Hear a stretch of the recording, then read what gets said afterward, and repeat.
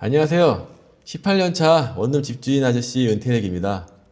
제 유튜브 댓글에서 처음으로 원룸 건물 사가지고 이제 시작하려고 할 때 가장 중요한 게 무엇인지 알려달라고 하는 그 댓글이 있었는데요. 그래서 저는 그 댓글에 가장 중요한 거는 그 공실이 없는 게 가장 이렇게 중요하다고 이렇게 답변을 했습니다. 지금도 역시 그 생각에는 변함이 없는데요. 그러면은 이제 공실이 없으려면 어떻게 해야 할까? 이게 사실 가장 중요한 부분이겠죠. 당연히 그 원룸 수요가 충분한지에 대해서 가장 먼저 이렇게 고려를 해야 된다고 이렇게 생각을 하는데요. 이 원룸 사업도 어찌 보면 그 방이라는 재화를 파는 그 방장사잖아요.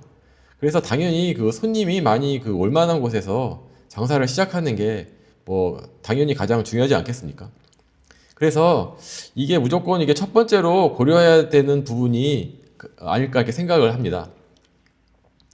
그 원룸 사업이 그 부동산 기반 사업이기 때문에 그 한 번 이게 건물을 사가지고 시작하면 다시 팔기 쉽지도 않고, 그래서 한 번 결정하면은 그 자리에서 이제 매수를 하게 되는데, 이렇게 하면 웬만해서는 다시 이게 되돌리거나 이렇게 위치를 이렇게 쉽게 옮길 수도 없잖아요. 그래서 그 처음부터 그 공실이 없을 만한 자리를 찾는 게 가장 중요한 건데요. 사실 이 공실 문제만 해결이 되면 나머지 문제는 모두 내가 노력하면 해결이 가능하거든요. 진상 세입자 문제가 있던 간에 월세 연체가 문제든 건물 하자가 문제든 사실 이런 것들은 어찌 되었건 간에 내가 이렇게 적극적으로 움직이면 이렇게 해결이 가능하거든요. 근데 이게 손님이 없는 거는 내가 할 수 있는 거라고는 그냥 기다리는 거밖에 없잖아요. 그러면 당연하게도 어떻게 좋은 자리를 아느냐, 이렇게 당연히 물어보시겠죠. 사실 저도 이거를 이렇게 깔끔하게 뭔가 공식 같은 거를 말씀드리고 싶은데, 사실 그건 저도 모릅니다. 그 해당 지역에서 해보기 전까지는 모르는 거예요. 그리고 게다가 각 지역마다 있는 그 동네 전부 제 각각의 이게 특색이 있거든요. 그래서 실제로 해보지 않고는 알 수가 없습니다.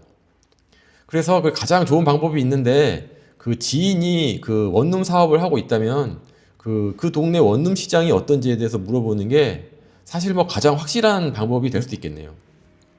그럼 그 지인도 없는데 그러면 어떻게 해야 되네요? 이렇게 하실 텐데요. 부동산에 물어봤자 부동산에서 건물 이렇게 살려고 왔는데 부동산 그 사장님이 이 동네 장사 겁내 안 되는데 그래도 사실래요? 설마 이렇게 얘기하진 않을 거 아니에요. 당연히 공실 없고 무지하게 사업하기 좋은 동네라고 그렇게 얘기하겠죠. 그래서 부동산에서 물어볼 수는 없는 거고, 아니면은 가장 확실한 방법이 있긴 해요. 누가 봐도 원룸하기 좋아 보이는 확실한 동네 있잖아요. 예를 들자면 누구나 가고 싶어하는 대학교, 특히 인서울 명문대학교 근처 원룸들 이런 데는 원룸 사업하기 너무 좋아 보이잖아요. 그리고 지하철역이 걸어서 30초 거리에 있는 역세권 원룸들 있잖아요. 이런 것도 역시 가장 확실하다고 이렇게 얘기는 할 수 있겠죠. 그런데 이런 곳은 이미 누구나 알고 있는 좋은 곳이기 때문에 이렇게 좋은 가치가 현재 가격에 충분히 반영이 되고도 남는 상태가 되어 가지고 이미 가격이 너무 비싸졌습니다. 기존 보유하신 분들도 방 내놓기만 하면 다음날 바로 나가는데 특별한 사연이 있지 않는 이상 굳이 급하게 팔려고 하지도 않을 거고요. 그러다 보니까 가격이 이게 너무 비싸가지고 수익률이 은행 이자 정도밖에 간신히 나올 수도 있고요. 사실 은행 이자 정도밖에 안 나오는 건물인데 그러면 사실 의미가 없잖아요. 굳이 내가 없는 사업을 할 필요가 없는 거죠. 뭐하러 고생하면서 건물 관리하면서 월세 수금하러 다닐 필요가 없는데요. 다녀야 되니까요. 그냥 그 돈을 은행에 두고 말죠. 그리고 만약 그 자리가 너무 좋아서 시세 차익을 노린다고 하지만, 사실 시세 차익을 노리려면은 아파트라는 그 좋은 상품이 있는데 뭐 이런 다가구를 시세 차익으로 산다는 것도 사실 넌센스이긴 하고요.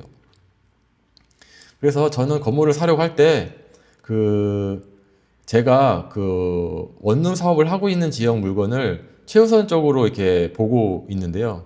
왜냐면 그 제가 제일 가장 잘 아는 지역이잖아요. 그런데 이게 문제가 있는 게 또 한 지역에만 너무 이렇게 몰빵을 하면 그 위험 분산이 안 되잖아요. 그래서 현재는 이렇게 다른 지역도 이렇게 살펴보고 있긴 하는 중이긴 한데요. 그래서 그 아래 같이 제가 잘 모르는 지역을 처음 검토할 때 그 보는 몇 가지 기준들을 이렇게 말씀드리면 도움이 좀 되지 않을까 이렇게 생각됩니다. 그래서 첫 번째로 그 제가 고려하는 부분은 그 내 고객이 누가 될 것인가 뭐 이거를 생각 한번 해보는 건데요. 이 말이 그 무슨 말인고 하냐면 그 만약에 그 대학교 근처에서 원룸 사업을 하면 뭐 대학생들이 뭐 나의 고객이 될 것이고 공장 근처에서 뭐 제가 하면 뭐 공장 다니시는 분이 고객이 되겠죠. 뭐 회사 근처에서 하면은 당연히 뭐 회사원이 제 고객이 될 거고요. 그래서 전 이렇게 그 배우 수요가 이렇게 확실한 부분만 이렇게 검토를 합니다. 뭐 특히 뭐 저는 이게 회사나 그 공장 근처를 선호하는데요. 뭐 그 이유는 그 앞서 영상에서 그 진상 세입자 그 피하는 법에서 이미 말씀드렸는데요. 뭐 그 영상 한번 찾아보시면 뭐 좋을 것 같습니다. 뭐 여하튼 그 물건 검토할 때 그 이제 네이버 부동산 지도를 이렇게 위성 지도로 이렇게 보거든요. 이렇게 보는데 그 파란 지붕이 많이 보이는 곳 근처 물건들을 우선적으로 이렇게 뒤져 보는데요.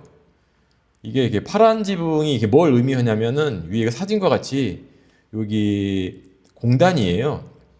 보면 이렇게 파란 지붕이 이렇게 있거든요. 근데 여기는 이제 일반 여기 대전 그 버스 터미널 근처에 있는 그 주택가의 모습인데 두 개가 이게 차이가 좀 있잖아요. 그 이 공장들 이게 파란 이유가 뭐냐면은 그 공장들이 그 지붕을 그 파란색 샌드위치 판넬로 이렇게 많이 쓰거든요.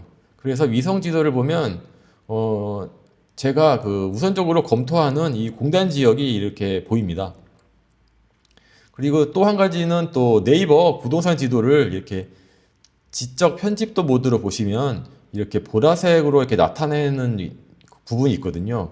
이게 보라색이 이렇게 나타나는 부분인데 여기가 지금 아산이거든요. 이렇게 보라색으로 나타나는 부분도 공단 지역입니다.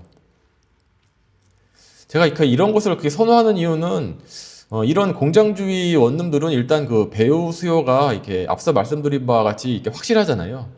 그래서 이게 상대적으로 이렇게 안정적일 수 있고요. 왜냐하면 그 이런 공단은 그 갑자기 이렇게 상권이 바뀐다거나 뭐 대학교 학생 수가 줄거나 뭐 혹은 폐교한다거나 뭐 학교에서 갑자기 기숙사를 엄청 크게 짓는다거나 하여튼 이런 외부 변수의 영향을 덜 받기 때문인데요. 제가 그 18년 동안 그 원룸 사업을 하고 있는 중이라고 말씀드렸잖아요. 제가 해보니까 이 공장들은 진짜 웬만해서는 그 움직이지 않습니다. 뭐 가끔 공장이 이렇게 망해서 이렇게 나갈 수는 있는데요. 뭐 그러면은 그 다른 회사가 그 공장에 다시 이렇게 들어오는 경우는 있어도 그 공단 자체가 그 없어지거나 하는 경우는 없습니다. 물론 그 산업 구조가 이렇게 바뀌면서 그 트렌드에 너무 뒤처진 공장들도 있을 수 있잖아요. 이런 공장들이 이렇게 밀집한 공단들은 뭐 어려움이 좀 있다고도 하는데요. 뭐 그 구미가 좀 이렇게 유명하긴 하죠. 이런 그 트렌드에 좀 뒤처진 공장들이 이렇게 밀집한 지역이라고 하면요. 근데 하지만 또 뭐 모르는 일이죠. 뭐 아마 이 구미에서도 뭐 분명히 돈 벌고 계시는 분도 뭐 있을 수 있을 겁니다. 그런데 그 이런 이 공단 근처는 또 단점이 또 있긴 한데요. 그 대학가는 경기가 안 좋다고 뭐 애들이 뭐 학교를 안 다니거나 하지는 않을 거 아니에요. 근데 공단이나 그 회사 근처는 그 경기 영향을 확실하게 받습니다. 현재 그 제 서산에 있는 건물이 이런 경기 영향을 뭐 지금 확실하게 받고 있는 그런 상황인데요. 뭐 회사가 돈이 잘 안 벌리면 뭐 사람을 안 뽑을 거 아니에요. 뭐 갑자기 뭐 직원들을 자르거나 하진 않겠지만 뭐 자연 퇴사가 생겨도 뭐 충원을 안 할 겁니다. 그러면은 내 원룸에는 그 이런 현상이 어떤 형태로 나타나는가 하냐면은 회사를 이렇게 그만두거나 옮기는 세입자가 이제 우리 원룸에서는 이사를 나갈 거 아니에요. 그러면은 거기에 이제 다시 들어와야 되는데 이제 거기 다시 들어오는 세입자가 적어지거나 없는 형태로 이런 증상들이 이렇게 나타나게 되거든요. 뭐 이런 불경기가 길어지면 길어질수록 그 내 건물의 공실이 이렇게 점점 이렇게 늘어나게 되는 거고요. 그래도 그 갑자기 뭐 공단에 뭐 사람이 뭐 한 명도 없게 될 리는 뭐 없어서 뭐 상대적으로 뭐 안정적이라고는 뭐 말할 수는 있겠지만 뭐 경기의 영향을 확실히 받는다는 점은 뭐 단점이 될 수는 있겠습니다. 뭐 그래서 차라리 이렇게 불경기 때는 뭐 교통 좋은 시내 그 불특정 다수를 상대로 하는 곳이 뭐 좋을 수도 있을 것 같다 이런 생각도 드는데요. 그런데 전 앞서 영상에서와 같이 그 월급 받는 그 회사 다니는 그 사람들 이런 사람들을 세입자로 선호해 가지고 뭐 이런 불특정 다수를 상대로 하는 곳은 뭐 별로 좋아하는 곳은 아닌데요. 근데 하지만 모르는 일이잖아요. 뭐 거기에 뭐 제가 모르는 이렇게 개꿀이 있을 수도 있는 거니까요. 뭐 아니면은 그 학생을 상대로 하는 대학교 근처 원룸이 뭐 좋을 수도 있는데요. 뭐 근데 단점은 앞서 말씀드렸죠. 뭐 기숙사를 세운다거나 뭐 이미 좋은 것은 건물값이 너무 비싸서 뭐 수익률도 안 나오고 뭐 지방 대학 같은 경우는 뭐 학생이 줄어가지고 뭐 폐교 리스크도 있고요. 그 뭐 이런 폐교 리스크는 정말 학생이 영명이 되는 거잖아요. 그래서 한번 잘못되면 뭐 헤어나오지도 못할 수 있어서 이건 뭐 큰 리스크가 될 수도 있을 것 같습니다. 그래서 뭐 사업하는데 뭐 세상에 뭐 정답이 어디 있겠어요. 뭐 제가 그 위에 그 말씀드린 그 여러 가지 내용들을 기반으로 해서 뭐 다각도로 검토를 해서 그 위치를 선정하는 게 중요하지 않을까 이렇게 싶네요.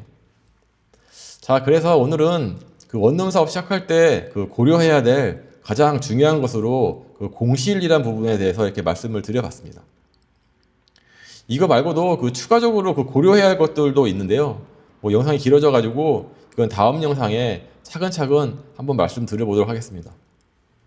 구독하시면 앞으로 그 제 18년 원룸 사업 노하우를 이렇게 차근차근 이렇게 풀어보도록 하겠습니다. 댓글 남겨주시면 그 무보수 유튜브 하고 있는 저에게는 응원이 되고요. 지금까지 긴 시간 시청해주셔서 감사합니다.